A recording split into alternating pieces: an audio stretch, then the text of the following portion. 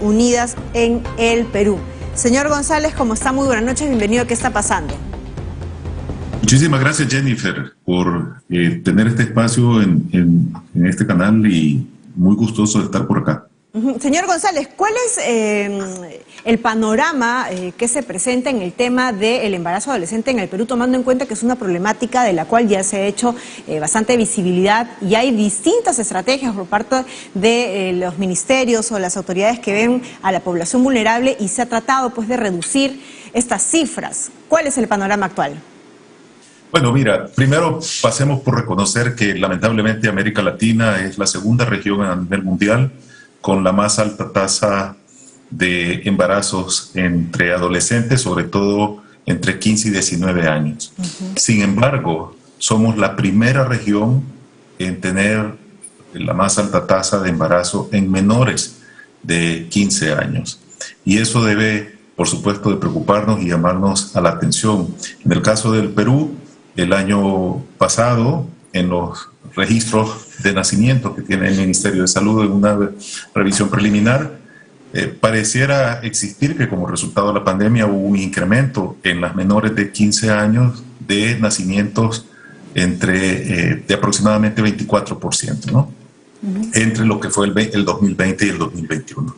Cada día en el país aproximadamente existen 4 nacimientos en niñas entre 10 y 14 años y más o menos 132 nacimientos entre niñas entre 15 y 19 años, ¿no? Tú bien decías, Jennifer, que una de las principales situaciones que se dan es la deserción escolar.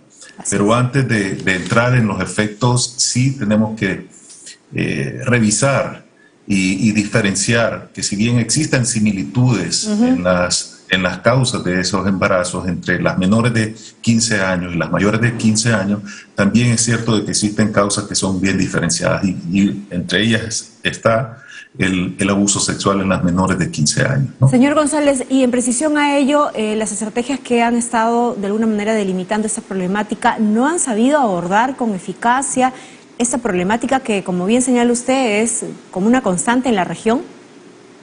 Yo diría que sí existe evidencia suficiente sobre lo que sí ha funcionado. Entre ellas, la educación integral para la sexualidad. Se ha demostrado de que no solamente retrasa el inicio de relaciones sexuales, sino que además protege contra situaciones como las infecciones de transmisión sexual, incluido el VIH, y además el embarazo no intencional, ¿no? El acceso a servicios de salud dirigidos a esta población donde pueden estar de una manera amigable a las necesidades de esta población también es importante.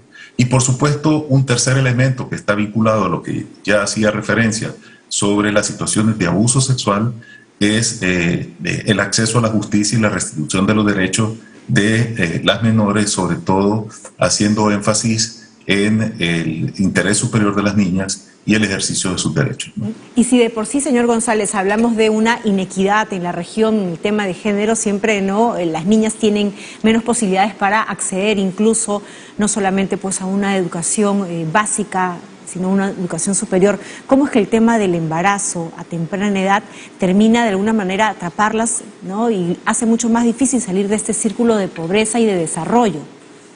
Por supuesto, y en eso sí quisiera tal vez diferenciar que si hay algo cultural en el tema, no es por una diversidad de autoidentificación étnica, sino más bien por una desigualdad de género y una desigualdad socioeconómica. En el caso del Perú, por ejemplo, mientras una de cada 4 adolescentes se experimentan la maternidad que se ubican en el quintil de menor recurso, una de cada 33 lo experimenta en las adolescentes del quintil de mayores recursos. Eso hace ver que efectivamente se trata de un problema de desigualdad socioeconómica que, entre otras maneras, modulan el acceso a la información, el acceso a la educación, el acceso a la salud, para hacer uso de una autonomía corporal que les permita construir un proyecto de vida que ellas desean. Y esta desigualdad que también abarca el tema de la información, señor González, ¿cuánto tiene que ver con los debates que se tienen pues en la actualidad? Por ejemplo, en nuestro país, ¿no? El debate de la educación o el implementar el tema de la educación básica sexual en la currícula escolar. ¿Cuánto de ello hay?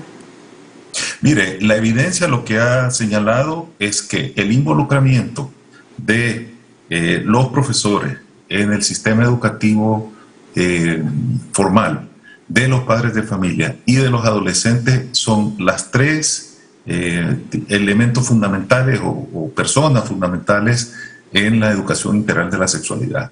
Si esta educación integral de la sexualidad no se da a través de la familia por falta de educación, por falta de conocimiento, por falta de herramientas para poder entablar ese tipo de diálogo, o porque en el hogar existen no necesariamente los ambientes positivos, como por ejemplo situaciones de abuso sexual en las cuales por supuesto que no va a haber este tipo de diálogos, la escuela se vuelve el pilar fundamental para brindar ese tipo de empoderamiento a las menores, donde obtengan el conocimiento y estar alertas ante situaciones en las cuales su integridad se ve amenazada, por ejemplo.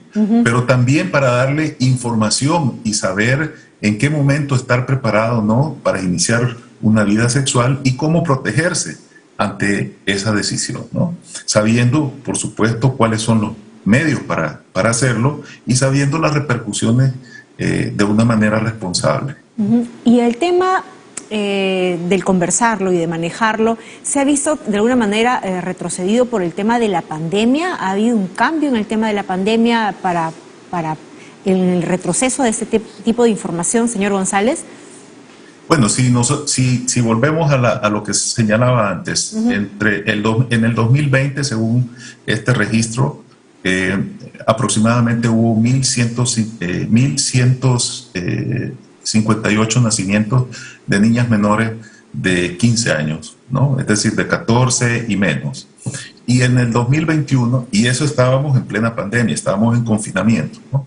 Y en el 2021 hubo un incremento a 1.437 aproximadamente, que también se experimentó esta situación y no había continuidad en las escuelas, ¿no?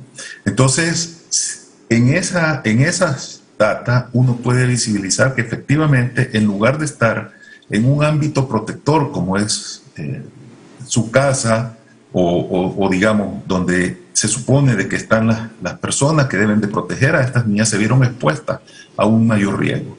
Y eso debe de llamar precisamente a la atención sobre la situación. Además, eso también debe de transitar por llamarnos a la reflexión de que la educación integral para la sexualidad desconstruye desigualdad, prácticas nocivas y discriminatorias contra las niñas y adolescentes, como por ejemplo las masculinidades, donde existe una división de roles hegemónicos y donde el hombre se cree en el poder de controlar el cuerpo de las niñas y abusar sexualmente de ellas. Esa parte también ayuda a construir masculinidades positivas en la educación integral para la sexualidad. Por lo tanto, es un elemento que debe de estar de manera accesible a todas las niñas, sobre todo las adolescentes, los niños, los adolescentes y por supuesto también a nivel de los docentes y la familia.